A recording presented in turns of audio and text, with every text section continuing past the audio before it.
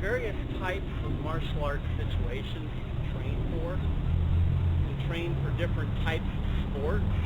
That's pretty popular these days. You can train for self-defense. I'm trying to make it clear cut as to when my videos are good for self-defense.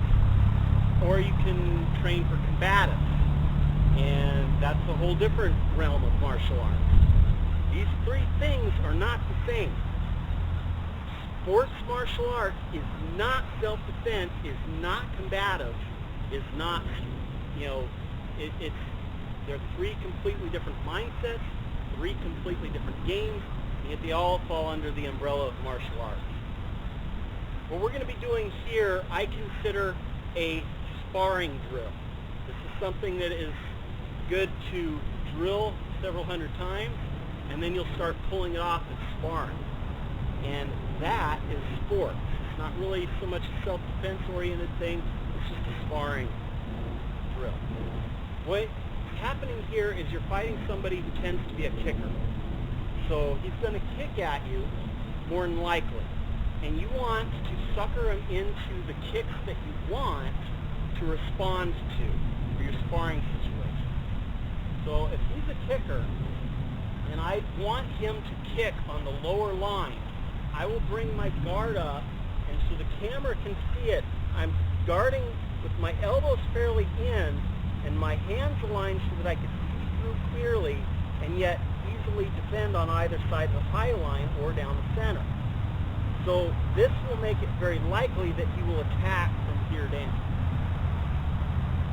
So this sparring drill or sparring technique would be against, this is going to be against the front kick. He's just going to kick straight forward into me. So when he kicks, I'm going to slap down on the inside of the leg.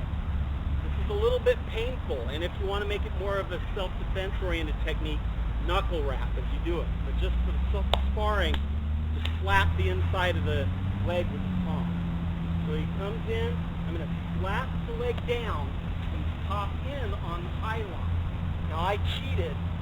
Technically, elbows aren't allowed in most sparring competitions, but you can, as you might have noticed there, make it so subtle that it doesn't look like it was an elbow attack.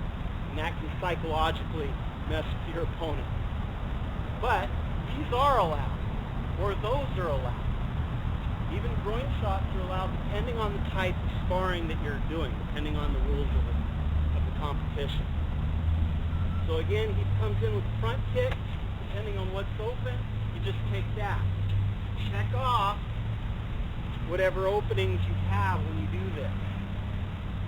Sparring's a game of points, and you don't want him to get the point on you while you're going for the point on him.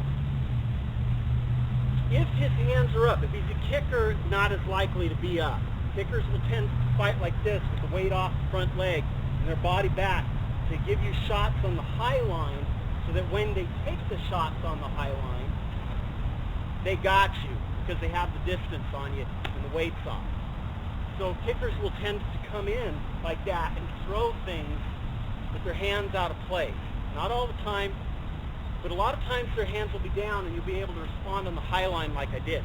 If they're not, if their hands are up when they do their kick. So you come in with your hands up. Now that's open. And that's a legal target in a lot of sparring situations, point sparring games. So one more time on that. He comes in, slaps to the bottom. I'm checking with the high line because I'm attacking on the low line or onto the high line, depending on where his hands go. One more time. Comes in, boom. He's guarding low because he thinks I'm going there, so I check high and hit high. So basic sparring drill, how you would want to drill that, practice it to the point that you can get it, is just to throw it back and forth. So I'm going to throw a kick at you. You're going to slap it and come in and attack me. Slap, boom. Not quite what I did, but then he's going to kick at me.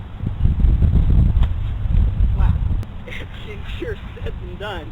You actually have to practice it many times, or it'll just come naturally, where he comes in, boom, and you'll just start getting your point, and you won't have to be confused as to where you're going with your arm. Practice, practice, practice.